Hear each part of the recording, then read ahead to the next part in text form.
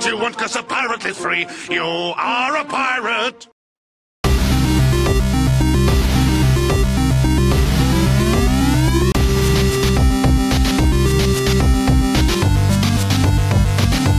Ouais, on n'a pas tous la chance d'avoir le même trône.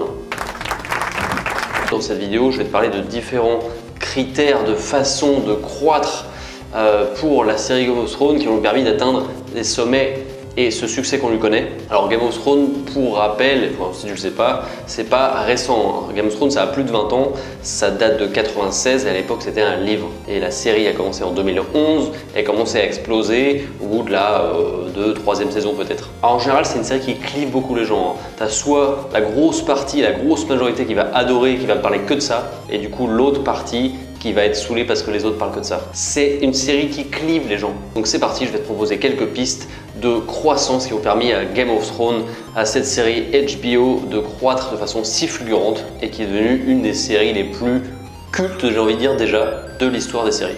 Ok, c'est parti. Numéro 1, alors l'axe de croissance premier autour de la série Game of Thrones, ça a été pour les réalisateurs, pour les producteurs, pour l'équipe de création, ça a été de créer une communauté. Au même titre que Star Wars ou que Le Seigneur des Anneaux, ces personnes ont su fédérer une communauté de fans, de fanatiques, j'ai envie de dire même, autour notamment de l'activité sur les réseaux sociaux, de la création d'une communauté wiki spéciale Game of Thrones, des événements live pour fidéliser les fans, des concours, des compétitions, en plus de ça, tout un tas de produits dérivés de type figurines, les livres qui sont vraiment magnifiques et presque des objets d'art qui sont loin d'être gratuits par contre. Bref, tout a été fait pour plaire à cette communauté de fans. Numéro 2, alors j'en ai un petit peu parlé, c'est relatif à l'aspect communautaire, c'est tout ce qui concerne les réseaux sociaux bien sûr. Sur ma chaîne, je te parle essentiellement des réseaux sociaux et comment croître sur les réseaux sociaux. Et bien si tu veux croître, tu peux t'inspirer de Game of Thrones. Donc la marque Game of Thrones est très active notamment sur Facebook et aussi sur Twitter. Et si tu observes bien, la qualité de leurs images, de leurs posts, de leur copywriting est absolument fabuleuse. Je sens qu'ils ont un gros budget marketing et la qualité s'en ressent clairement. Numéro 3. Alors le troisième axe de croissance de Game of Thrones, ça a été tout ce qui concerne, alors c'est très lié au budget, tu sais que c'est une série qui a un budget colossal et c'est tout ce qui est lié à l'aspect visuel. Ils ont mis le paquet sur les paysages, sur les costumes, sur les effets spéciaux. Et si tu regardes Game of Thrones, en général tu te sens un peu envoûté par les paysages, par la diversité des lieux. Et en gros, c'est vraiment une série qui fait voyager le viewer. Dans Game of Thrones, il y a un monde avec 2 continents, Westeros et Essos, et tu vois tout type de paysages. C'est bien paysage désertique, paysage polaire, paysage plus continental, grande ville, village, prairie. Et Game of Thrones, c'est une série qui est basée sur le point of view. Alors ça se retrouve surtout dans le livre. Dans le livre de Game of Thrones, chaque chapitre correspond à un personnage. Et chaque nom-chapitre est le nom d'un personnage. Par exemple, tu as un chapitre Bran, un chapitre Eddard, etc. Et ça se ressent pas mal dans la série aussi, puisque c'est une série où il y a énormément de personnages. Et donc, un épisode est fait de diverses séquences, d'une multitude de séquences qui pointent un personnage, donc qui pointent un lieu différent.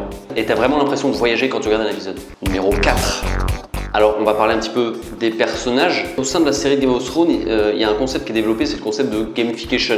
Enfin, ce qu'on peut appeler gamification ou ludification en français. C'est un concept assez lié au RPG, au roleplay, qui consiste à suivre un personnage et à voir son évolution.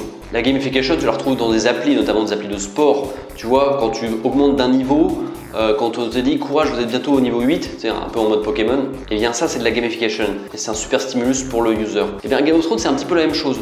Tu suis depuis, alors ça fait 7 ans déjà parce que ça commence en 2011, donc enfin c'est basé sur 8 saisons Game of Thrones et depuis le début tu suis des personnages. Alors il y en a pas mal qu'on dégagé et qu'on verra jamais, mais tu en as quelques-uns, enfin tu en as quand même un sacré paquet qui sont toujours là, qui ont énormément évolué. Et l'équipe de production joue vraiment là-dessus. C'est-à-dire un des personnages principaux, c'est Daenerys. Alors Daenerys, au début de la série, c'est la fille qui est violée par la moitié des mecs qu'elle rencontre, la moitié battue par son frère, qui est traitée comme une moins que rien. Et là, c'est actuellement elle qui se rapproche potentiellement le plus de la place de roi, de reine. De même pour Jon Snow, qui est un des autres piliers de l'histoire, un des 3-4 personnages principaux. Jon Snow, au début, il est considéré comme un bâtard parce qu'on ne connaît pas sa mère.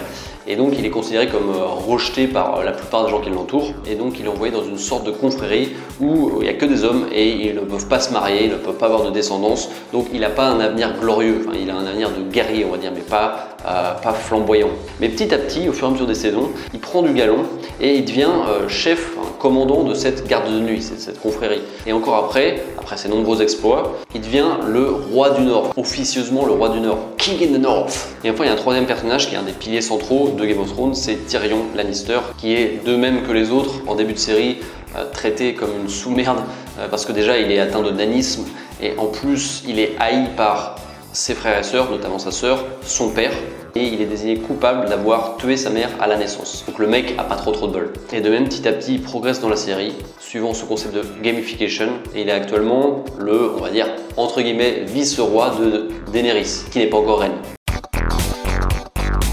Et enfin, le cinquième aspect qui, selon moi, a grandement contribué au succès de Game of Thrones, c'est le mystère. L'auteur de Game of Thrones dans les livres et l'équipe de production de Game of Thrones a, je trouve, bien retranscrit ce mystère qui est pesant dans l'univers de Game of Thrones. Par exemple, en début de série, on parle de pas mal de personnages qu'on voit finalement plus tard. Tu vois, il laisse planer un mystère. Et il y a un exemple qui est extrêmement flagrant.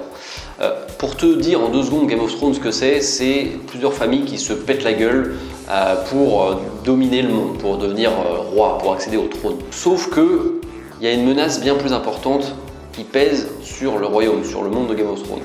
Et cette menace, on la voit dès le premier épisode. Enfin, on la voit à peine, on la voit de façon cachée dès le premier épisode, dès les premières minutes de la série. Et en fait, c'est une espèce de race, de personnage qui vient du nord, de très très haut dans le nord, au-delà du mur, et on entend très peu parler durant toute la série. Enfin, à chaque fois, c'est sous-entendu, on en parle discrètement, mais c'est censé être une légende, donc personne n'y croit. Et là, au point où on en est rendu, là on a la saison 7 actuellement, là, tout le monde commence à comprendre que la vraie menace, c'est ça, ces personnages-là. Et donc, l'équipe de réalisation a, pendant des années, laissé peser le mystère pour le viewer. Et ça, c'est assez impressionnant. D'autant plus que ces personnages, leur nom, c'est les autres. Comment tu veux faire quelque chose de plus mystérieux que les autres? Voilà, c'était pour moi 5 axes de croissance de la série Game of Thrones. Faire un léger rapprochement avec du growth hacking. J'espère que ça t'a plu, j'espère que tu aimes mon trône. Au moins je suis roi de quelque chose, je suis roi de mes chiottes. N'hésite pas à t'abonner si tu veux voir plus de contenu comme ceci. 3 raisons de t'abonner, c'est gratuit, tu ne paies pas, tu n'as pas besoin de dépenser d'argent. Je ne te dis pas à demain mais à plus tard. Ciao!